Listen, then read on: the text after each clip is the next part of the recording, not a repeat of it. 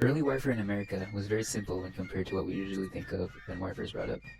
During the first ever war for America as a nation, the Revolutionary War, the weapons were slow and the tactics used by the soldiers were just as slow. Standard issue weapons were muskets like the Brown Bess, which were able to fire around 4 rounds per minute. Bayonets, sharp knife-like blades, would be attached to the barrel of the musket in order to make them a viable weapon in case they had to charge at the enemy.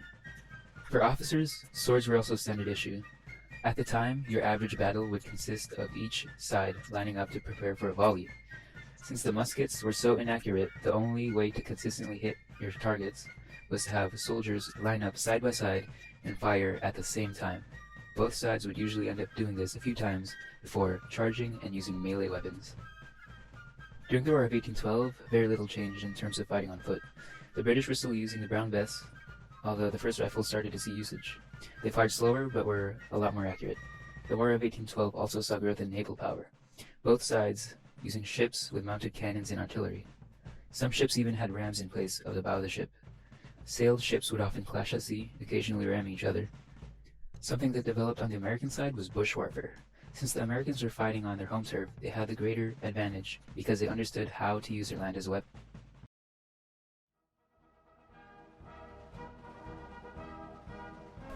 The Civil War was a time of huge military advancement. New inventions included submarines, repeating rifles, long rifles, iron sights, hot air balloons, and ironclad ships. Telegraphs and railroads also saw their huge wartime developments. The Gatling gun was a huge game changer as well. A brief overview of how warfare changed so much due to this war is as follows. Iron sights allowed for guns to be fired at much farther ranges with a lot more accuracy. This eliminated the use of volleys. Automatic Gatling guns, when taken into war later on, would be the cause for the predecessors to trench warfare, where soldiers would have to constantly take cover when the gun was in use. Submarines also started to see use, although in their early forms they were unsafe and would rarely sink enemy ships. One of their most powerful inventions was the ironclad ships, which could tank attacks that were sent their way and respond with equal firepower. These ships were able to prevent the British from aiding the Confederates, and many believe that it's the reason the Union won the war.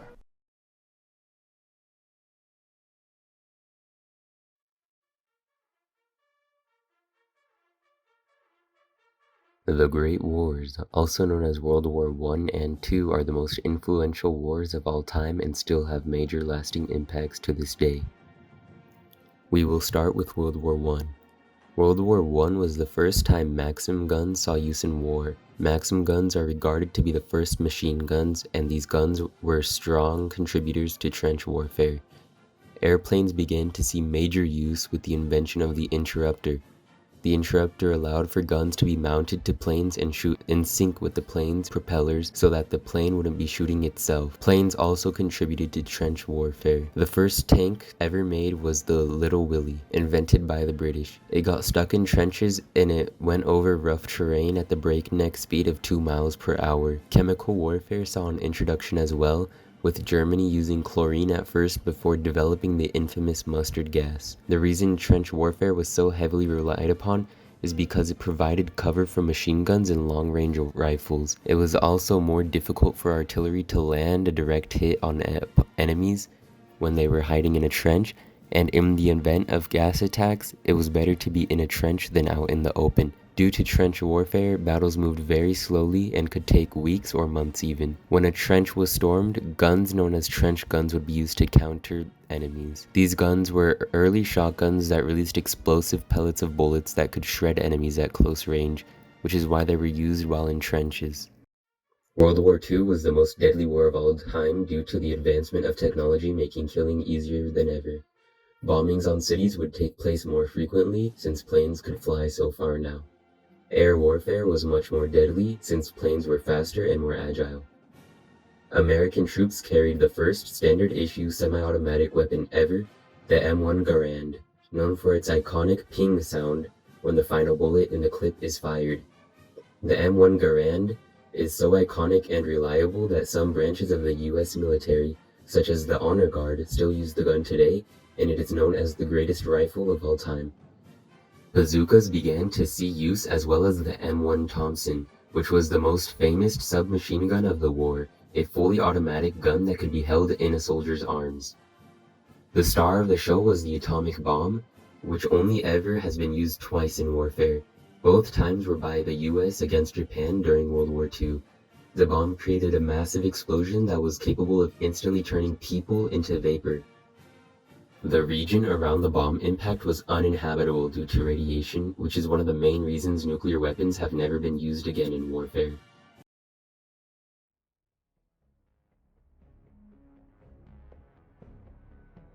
Although the world has come close, there has never been a nuclear war between two nations with access to nuclear weapons.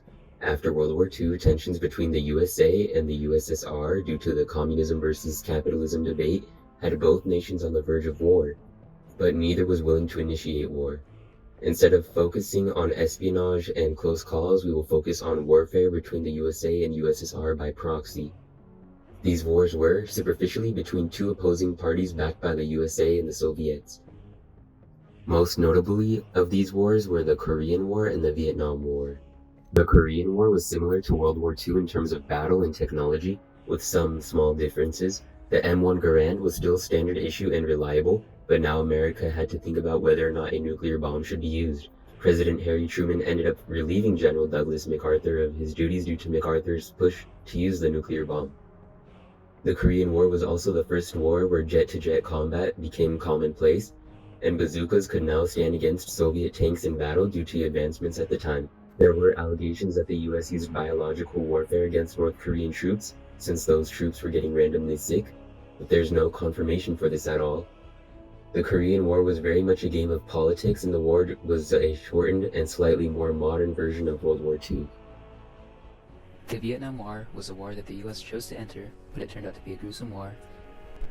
The M16 rifle, M60 light machine gun, and Colt M1911 pistol were the most used and deadly weapons by the US soldiers. Helicopters also saw great use, as the jungle conditions put airplanes out of the question. Napalm, which is banned today, was used heavily to burn down villages and other points of interest which the enemy Viet Cong could have loomed in. Villages were often taken as points of interest by both sides, and innocent women and children were often hurt.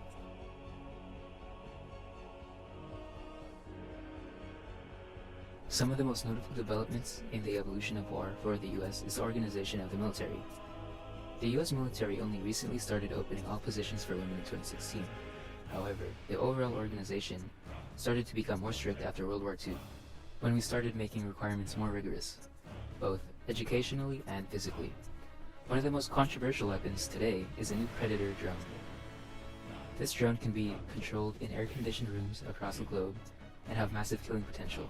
Another big development is the Tomahawk missile, which can be launched from ships at an insanely far range and targeted accordingly. Again, military innovation has come a long way. From simple bullets being fired at 4 rounds per minute, with muskets and swords, we developed deadly weapons that could demolish entire populations, fast, huge, nimble planes, and helicopters, and other innovations where soldiers don't even have to be at the site of battle to defeat the enemy.